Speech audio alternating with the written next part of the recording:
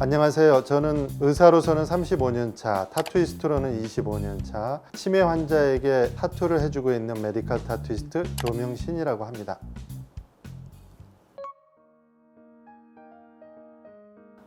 제게 있어서 타투는 특별한 계기가 있어서 하게 됐는데요. 치매 환자를 모시고 있는 한 중년 남자분이 내원하셨는데 왠지 분위기가 좀 침울한 분위기였어요. 그래서 참 이상하다. 치매 환자분이라고 하더라도 뭐 그냥 하면 되지 않을까 라는 가벼운 생각으로 저는 그분을 대하게 됐는데, 사실은 3일 동안 실종됐던 거예요. 그래서 가족들이 모두 찾아 헤맸었고, 그리고 결국 찾았는데 보호자들 입장에서 얼마나 속상했겠어요. 사회적으로 어찌 보면 그 기간 동안 버림받았다 라는 생각을 갖고 오셨던 거예요. 그래서 그때부터 이제 내가 치매 환자분들에게 뭔가 좀 해드릴 수 있는 게 없을까? 그거를 생각하다가 그러면은 치매 노인이 실종됐을 때 빨리 찾을 수 있도록 실종 방지 타투 캠페인을 해드리면 어떨까? 라는 생각에서 시작하게 됐죠.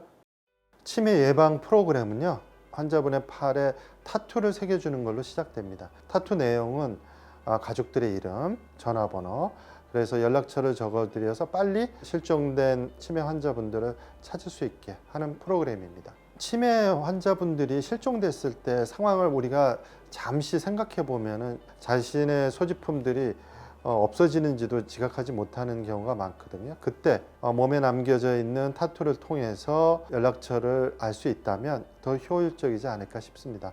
할머니 조금만 참으면 돼요. 거의 다 돼 끝나가요. 치매 환자분들이 적극적으로 동의를 해서 타투를 하는 경우에는 쉽게 끝날 수 있습니다. 그런데 사실 가족분들이 필요해서 오는 경우가 많을 거 아니에요. 환자분들은 본인이 실종됐다는 것에 대한 심각성이 없잖아요. 의사 입장에서는 환자의 동의 없이는 시술할 수가 없습니다. 따라서 환자가 적극적으로 저항을 하거나 거부하면 할 수가 없어요. 그렇지만 치매 환자라는 걸 어느 정도 감안하고 진행을 해야 되기 때문에 그런 면에서 어려움이 있습니다. 그렇지만 실제 시술 시간은 5분이면 끝납니다. 그런데 치매 환자인 경우에는 시술 중에 꼭 보호자를 옆에 있으라고 말씀드려요. 왜냐하면 보호자 없이 하는 경우에는 치매 환자분들이 굉장히 불안해하세요. 의사를 의사로서 인식하는 게 아니라 그냥 동네 아저씨로 인식할 수도 있거든요. 그래서 가족이 있을 때는 좀 더 편안한 마음으로, 그런 면에서는 꼭 보호자를 함께 하고 시술을 진행합니다. 제가 처음에 타투를 접했을 때는 한국 사회가 타투에 대해서는 터부시할 때였고, 누구에게 배운다는 거는 더 어려울 때였어요. 그래서 타투의 본고장인 미국에 가서 공부를 좀 해야 되겠다 라는 생각에서 미국에 연수를 가게 됐죠. 저는 아주 체계적으로 타투를 교육받게 되는데요. 타투 머신이라고 하는 기계를 쓰고 있지만 그 기계가 얼마나 중요한 역할을 하는지, 그리고 바늘이 얼마나 중요한 역할을 하는지 미국에서 교육받을 당시에는 그런 부분에 대해서 굉장히 강조를 많이 하셔서 많이 배웠던 것 같아요. 그리고 혈액을 통해서 옮을 수 있는 병원체에 대해서 의과대학에서 공부하는 것만큼 교육을 시키시더라고요. 그래서 놀랬던 건 미국에서 굉장히 체계적인 교육을 시키는구나.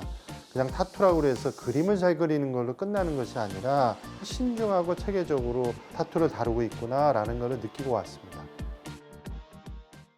움직이시면 안 돼요.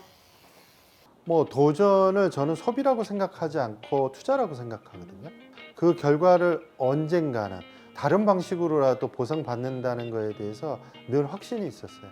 병원을 운영하면서 몇 주간의 시간을 낸다라는 건 쉽지 않은 결정인데, 그거에 대해서 그렇게 크게 부담을 가졌던 건 아닌 것 같아요.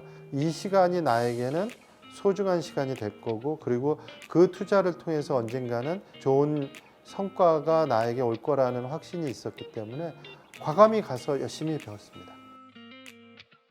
치매 환자 중에 과연 문신하겠다고 오는 사람이 있긴 해?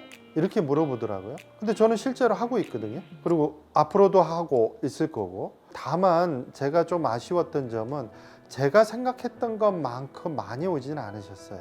10분이 좀 넘었던 해도 있고 10분이 안 됐던 해도 있고, 사실 오셔서 접수 자체를 안 하시려는 분도 있어요. 다시 얘기해서 본인들의 흔적을 안 남기시려는 분이 있어요. 아버님이 어머님이 몸이 안 좋으셔서 못 가게 됐다, 죄송합니다라는 문자를 자주 받곤 하거든요. 그러면 못 오시는 거죠. 뭐 여기 와서도 싸우시는 분도 있거든요. 그분들이 반대하는 이유는 저는 그렇게 봐요. 부끄러운 거죠. 오늘 여기 온 게 세상에 알려질까 봐. 이걸 제일 힘들어하세요. 내 아버지가, 내 어머니가 치매에 걸렸다는 것이 부끄러운 거예요. 치매는 질환입니다. 이거는 부끄러워할 일이 아닙니다. 치매 환자를 부끄럽게 생각한다면 항상 옆에 있는 그 가족들은 어떻겠어요? 더 부끄러움을 느껴야 될 거 아닙니까? 주변에 계신 분들이 얼마나 힘든지는 저도 잘 알고 있습니다. 그러나 그 힘든 것만큼 치매 환자분 그 자신은 더 힘들다는 거. 기억하고 싶은 거를 기억하지 못하는 것도 너무 큰 재앙이죠.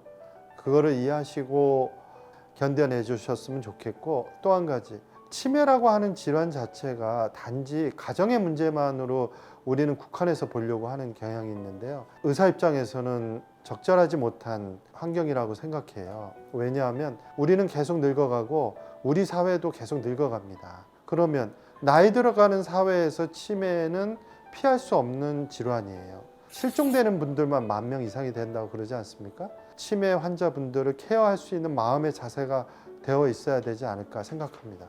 그러기 위해서는 사회가 치매 환자를 보는 인식이 우선 바뀌어야 된다고 생각합니다. 치매는 누구에게나 올 수 있는 거예요. 심지어 저도 내일 올 수 있는 거예요. 내 가족일 수도 있다는 생각에서 관리를 해준다면 아마도 타투 안 해도 되지 않을까요? 누군가가 등산가한테 그랬대요. 저 높은 산에 왜 올라가세요? 그랬더니 그 등산가가 산이 거기 있으니까요. 의사도 마찬가지입니다. 그분들이 있으니까 제가 할 일이 있는 거고, 그래서 하는 것 뿐입니다. 금전적으로 따질 수 없는 보상이 제게 있거든요. 할머니가 짐을 끌고 올라가시는 모습을 보고 여러분들이 도와줄 수도 있잖아요. 내가 누군가를 진정으로 도울 때 도움이 된다면 여러분들의 하루를 즐겁고 그리고 또 행복하게 할 수 있잖아요. 제게도 그런 거예요. 뭐 하는 순간에 즐겁고 보호자들이 또 그걸로 도움을 받을 수 있다면 그 시간을 너무 잘 썼다 라고 생각합니다.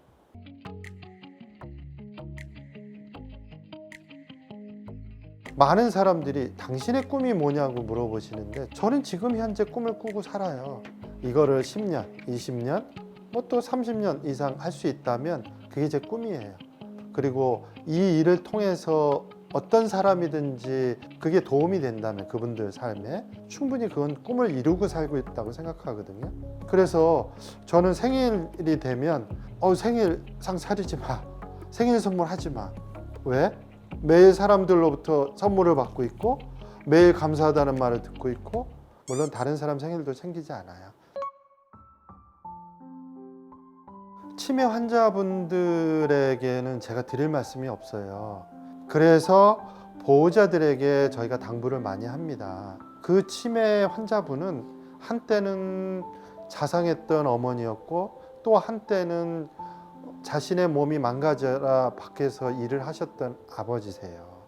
그렇다면 이제 당신이 그분들을 위해서 뭔가 해야 될 시기가 아닐까요? 정신이 온전하셨다면 지금 이 순간도 당신들을 케어하고 있을 거예요. 그렇다면 이제 당신의 차례가 아닐까요? 부모가 왜 이렇게 됐을까에 대한 이유는 중요하지 않습니다. 지금 상황이 중요해요. 도움을 필요로 하고 있잖아요. 그리고 당신 차례라고 억울해할 것도 없어요. 왜냐? 당신도 그렇게 될 수 있잖아요. 굉장히 부담스럽고 거추장스럽게 생각한다면 그때 당신은 어떻겠어요? 그걸 한번 생각하고 부모님을 본다면 아마 다른 세상이 열릴 것 같아요. 치매 환자가 모든 걸 기억하지 못한다고 생각하시지만 실제로 매 순간의 감정만큼은 기억하고 계십니다.